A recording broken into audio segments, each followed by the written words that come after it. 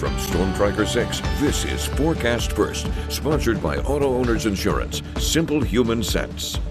So far today, one severe thunderstorm warning for Gratiot County. That storm is now moving out of the viewing area. Elsewhere, we're also watching along I-96 for some thunderstorm development over the next few hours. So the severe chances will be there, pardon me, for this evening. A look at the Doppler radar in motion shows these showers and storms pressing to the east, more activity to the west.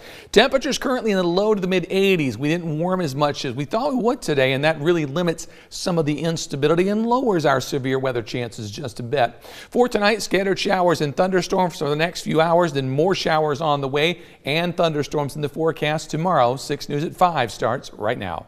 WLNS is here for you, celebrating 75 years of bringing you the news with 6 News at 5. More than $26 million is on the line for a mid-Michigan school district in the upcoming August election. It's our top story at 5. Thanks for joining us. I'm Jorma Duran. There is a multi-million-dollar bond proposal on the Bath Township's ballot this August, and if it passes, officials say it would bring needed improvements to the school district's buildings and resources. Rachel Ramsey is here for you now, live in the studio, with what exactly these improvements will be and how much it'll cost residents. Good evening, Rachel.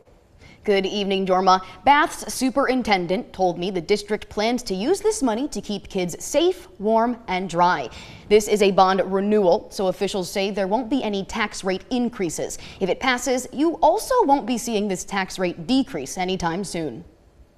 Infrastructure requires upkeep. And a lot of it. Christine McAllister says her kids go to Bath Community Schools and have told her firsthand about the issues. They've said that, it is hot.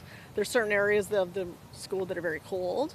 It's not a new building, so you're going to run into that problem regardless, but I think it should be improved as much as it can be improved. Bath Superintendent Chris Hodges says that with this bond proposal, the district is looking to take out a $26.8 million loan and pay the loan back with property taxes. One of the mechanical systems at the elementary school is so old, we can't even buy parts for it anymore. All 3 of the district's schools would receive a new and improved security lockdown system, drinking fountains, and new roofs. I turned around the corner at the elementary school and there were 3 big trash cans collecting water that was leaking through the roof. I think our kids deserve to learn in a better environment than that. The website also shows that the elementary school will get new playground equipment and lockers along with other upgrades. The middle school's improvements would include a new auditorium curtain and some window shades. And the high school would get a new water heater, boilers, a new entrance to the football stadium, and more. Superintendent Hodges says because this is a bond renewal, there will be no tax rate hikes. We want to be mindful that times are tough. But time is of the essence to prevent future issues, and they need the community's help to make it happen. Roof alone is over $1 million.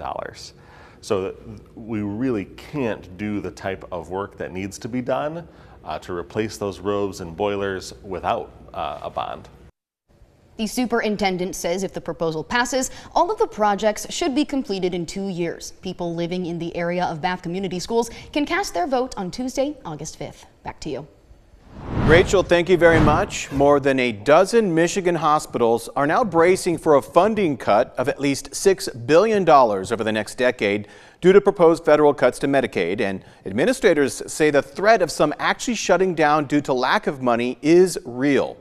The new report from the Center for Healthcare Quality and Payment Reform shows, in total, 13 rural Michigan hospitals are facing potential closure, and 6 of them are already at immediate risk of shutting down.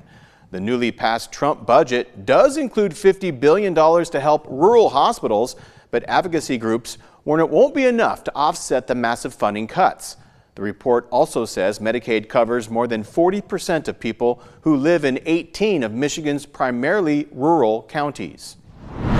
A new study found that in Michigan, the deadliest time to drive is between 6 and 7 p.m. Researchers with the Frank Santini law firm say, on average, about 6% of the state's deadly crashes take place during this hour. The personal injury firm conducted the study analyzing deadly crash data between 2019 and 2023. 6 News has learned that the MSU surplus store accidentally gave away pins with knives hidden in them.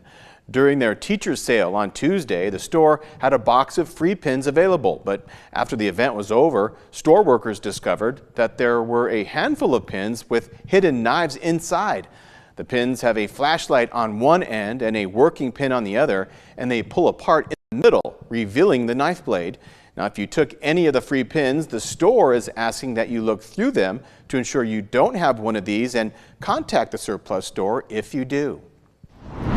Hospitals across America are reporting an uptick in tick bites. In fact, new information from the Centers for Disease Control and Prevention shows emergency room treatments for tick bites are at the highest level since 2019.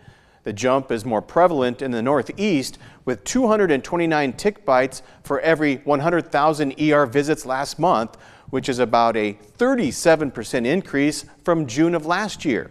CBS News medical contributor Dr. Celine Gounder says environmental factors are behind the trend. So we are having milder winters, wetter springs, which means for longer tick breeding seasons. We're also seeing ticks move into geographic areas where we have not seen them before. And all of this adds up to more tick exposure and more tick bites. Here are some helpful tips to keep the ticks away. Wear light colors, keep arms and legs covered, wear closed toe shoes, and use insect repellent.